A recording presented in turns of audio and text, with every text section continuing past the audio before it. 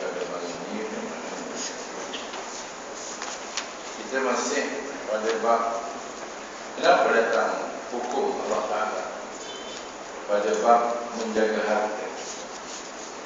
Innama jazaa'ul ladzina yuharibuna Allah wa rasulahu wa yas'auna fil ardi fasadan an yuqattalu aw yusallabu aw tuqatta'a aydihim wa arjuluhum min khilafin aw yunfaw min al-ard.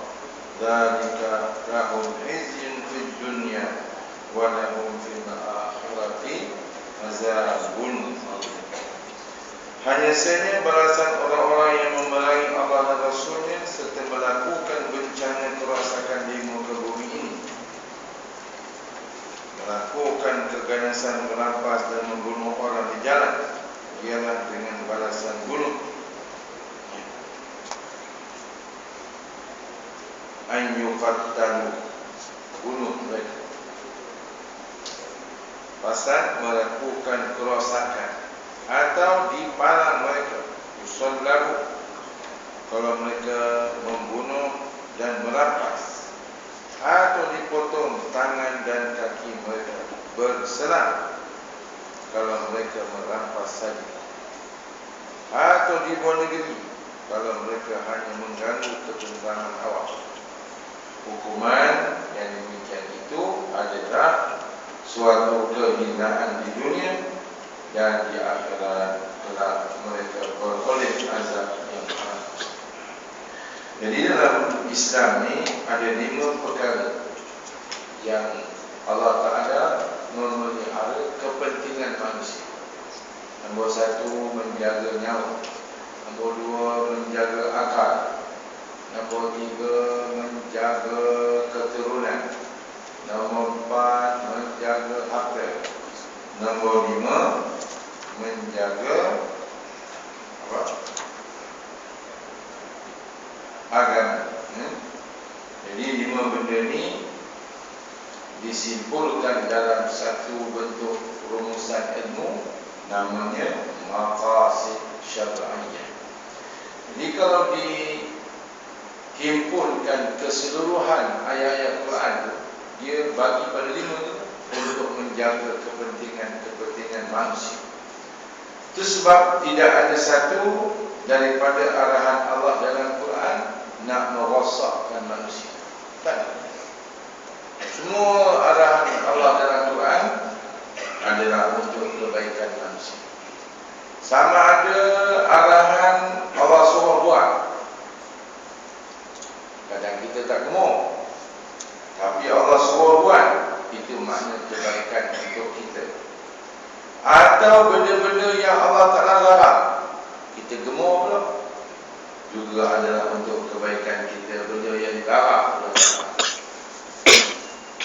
itu sebab dalam satu ayat Allah Ta'ala sebut, kutiba alaikumul kitab, diwajibkan pada kamu perang, wa huwa kurhun lakum, benda yang kamu benci. Kenapa perang Allah benci? Pasal antara hidup ataupun mati. Kalau tuan-tuan boleh ingat, Ustaz Arifin daripada tadi tengok dalam YouTube, dia bersama dengan tentera Syria, duduk di Syria sekarang.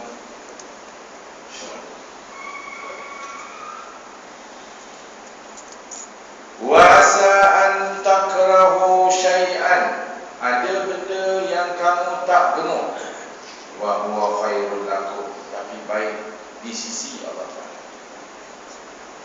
Wasa an tuhibbu syai'an, ada benda yang kamu gemuk, wa huwa syarrul lakum, benda itu dibenci pula oleh Allah Ta'ala.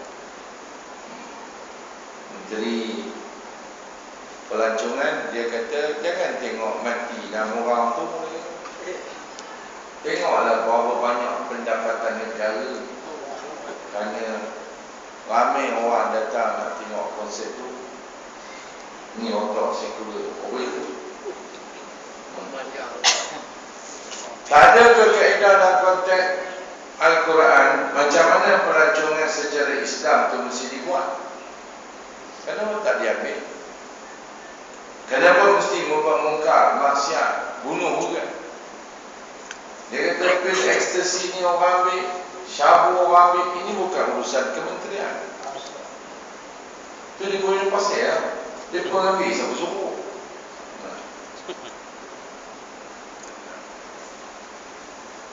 Ini otak saya pula. Bila nak pendapatan, buat mungkar. Sedangkan banyak lagi kaedah dalam konteks Islam ni, macam mana nak mendapat pendapatan yang halal.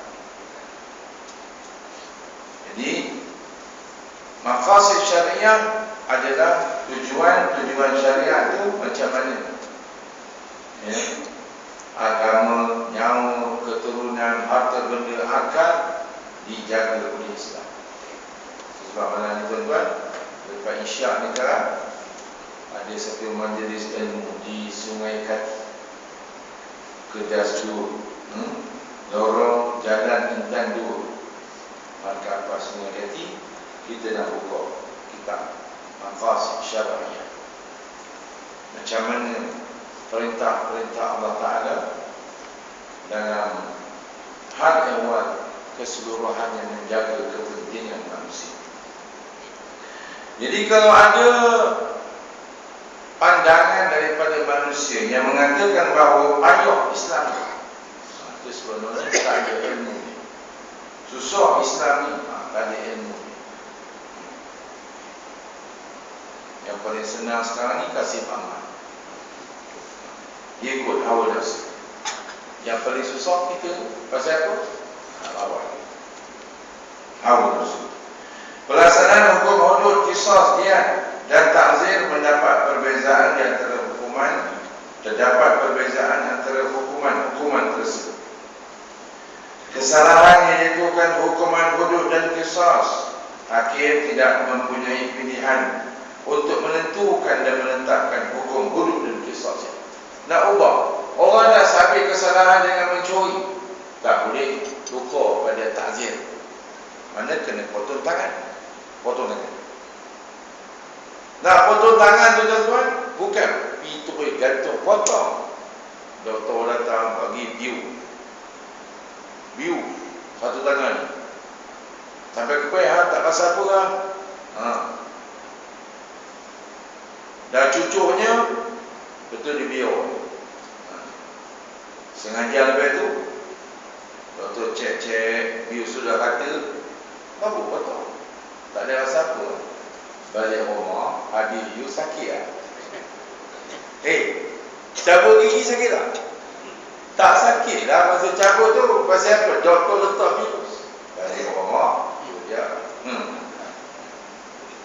Jadi yang dah disabit kesalahan dengan qisas, dengan hudud, tak boleh tukar ke ta'zir. Tidak pula boleh kesalahan yang tiada hukum dihukum dengan hukum ta'zir, hukum hudud ataupun qisas. Contoh macam judi, memang salah dalam Islam, tapi tak boleh hukum sebat 80 kali. Itu dah macam qazah, tak boleh. Tengok Islam macam mana fakta tu dia bina. Tak boleh, yang tak ada hukum judi dikenakan macam hukum hudud qazah, tak boleh. Kalau kita pergi ke Aceh, dia letak hukuman orang yang ditangkap berjudi ialah sebat 12 kali. Ditangkap dia kerana merenda. Tahu ke merenda ni? Berdua-duaan di bawah pokok togel, lalu disebat 12 kali. Yang tipu kapital obat ni semua. Saya tak percaya ke kapital obat ni kena hijack. Kalau percaya, kena bodoh lagi. Tak berapa kali dibodohkan lagi. Kalau kapital obat kita kena hijack, hari kedua datang dah tuntutan. Itu mana hijack rampasan pada kapital obat. Ini dah 10 hari, tak mana-mana rancornya kita pun diasah oleh ahli parlimen pakatan dalam parlimen. Menteri jawab, di mana kapal terbang? Hari Sabtu pukul 11.45 dikesan oleh radar bahawa dia sedang terbang. Menteri kata, kami tak jawab dalam parlimen. Last kali pemerintah tanya kat Hisham Mulia, are you cousin of Najib? Kerana hukuman tersebut telah ditentukan dan ditetapkan oleh Allah dan Rasulnya dalam Al-Quran dan Hadis. Sama ada hukum untuk potong tangan sambil kesalahan, potong tangan. Tak boleh lah potong tangan tangan sini, tak boleh sini. Melampau dalam konteks menjatuhkan hukuman tidak dibenarkan dalam Islam.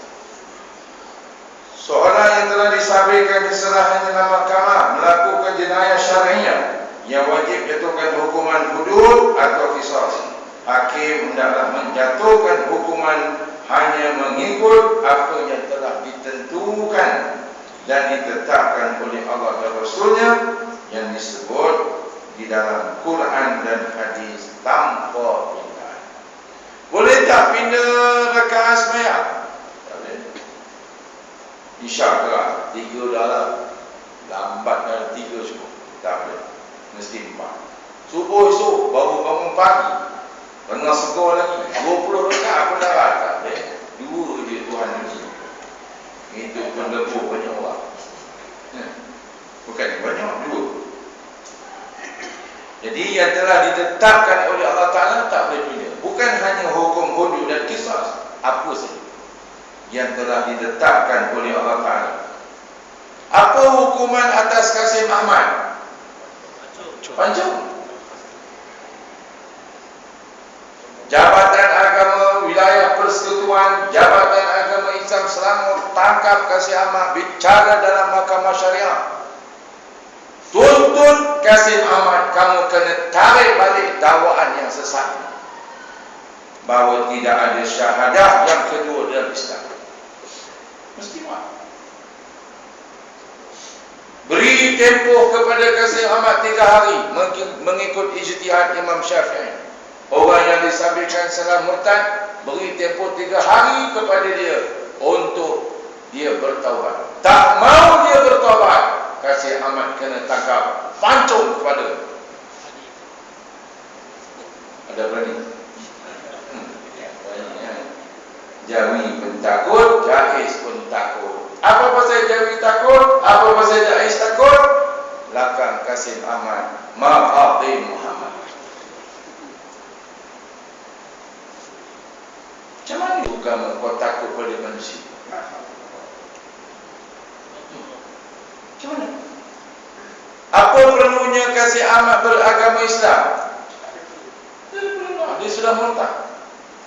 Pergi Maulana Ustaz Fahrul Razi. Tuan-tuan, Fahrul Razi ni orang kau dia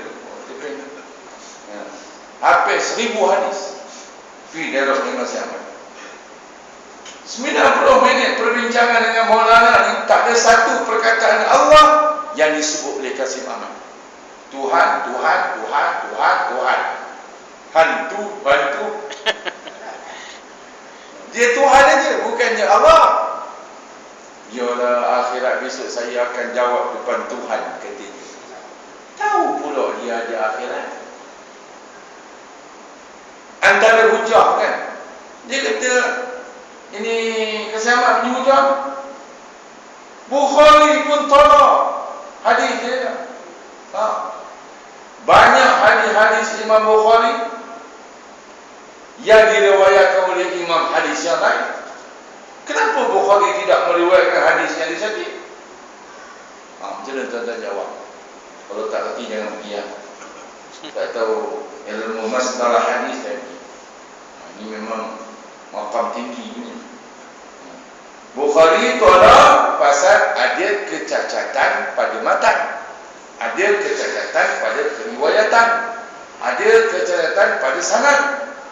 Itu pasti ditolak oleh Imam Bukhari.